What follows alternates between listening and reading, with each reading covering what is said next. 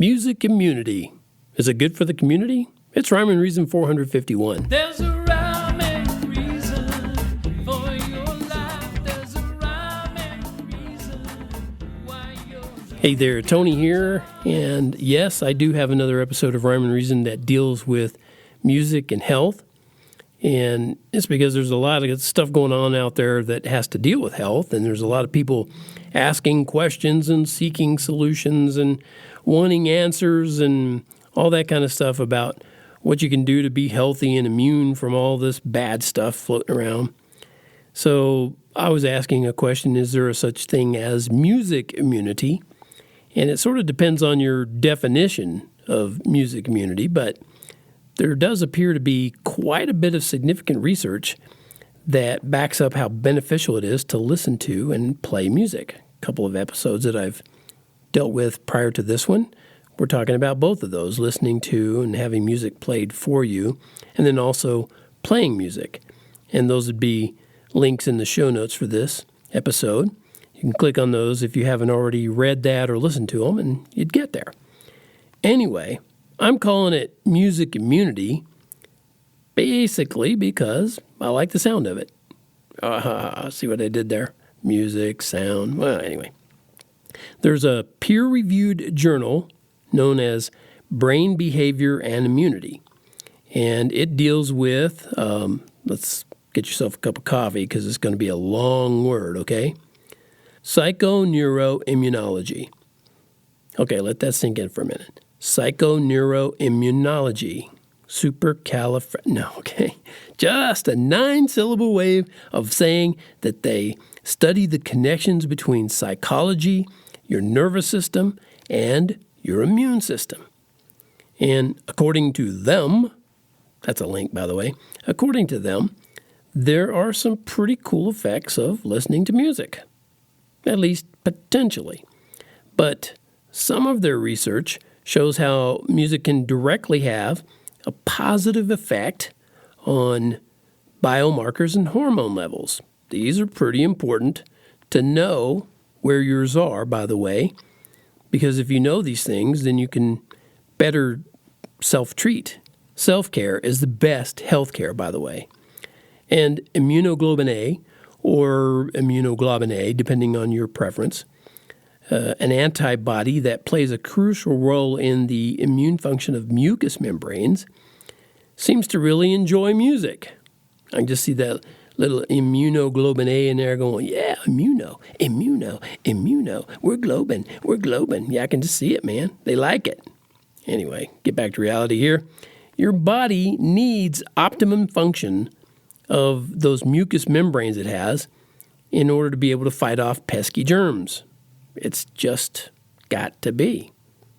Now, sure, this isn't all that important right now. I mean, not really dealing with any kind of catastrophes or pandemics or anything like that right now. But who knows? It might come in handy someday. Okay. Now, some more of that research seems to show a reduction in cortisol levels. Just by listening to music. You know what that's connected to, right? Cortisol. Yeah, belly fat. Music and less belly fat. Belly fat. Anyway, who knew, right? Well, I'll tell you right now that I'm not up on drugs.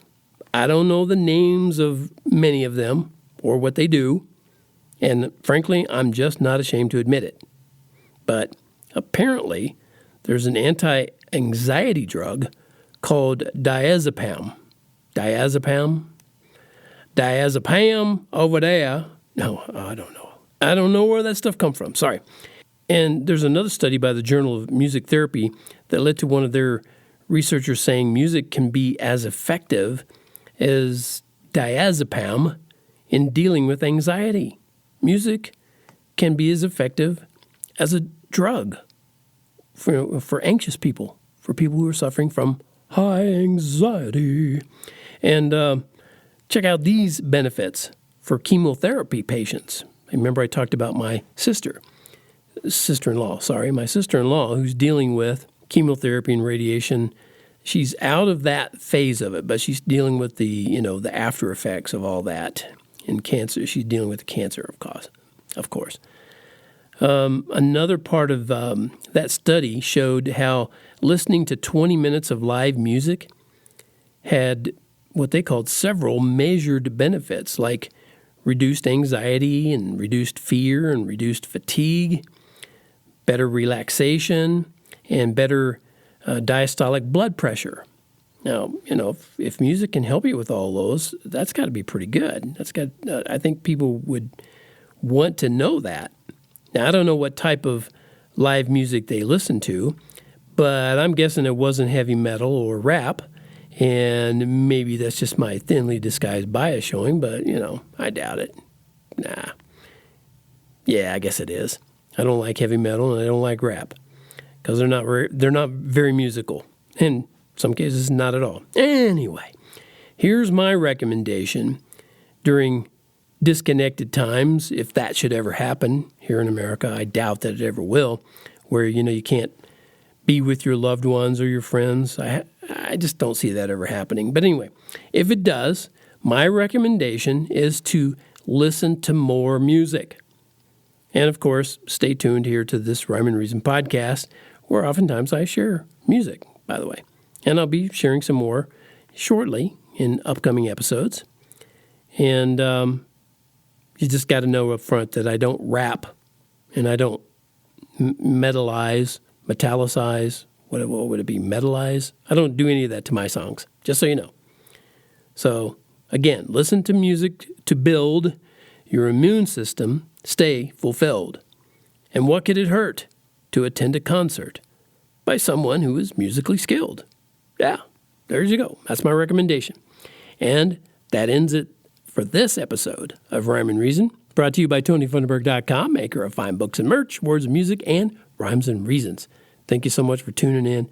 It means the world to me that you're there. And until next time, I'm going to remind you, of course, life has rhyme and reason because God made you. There's a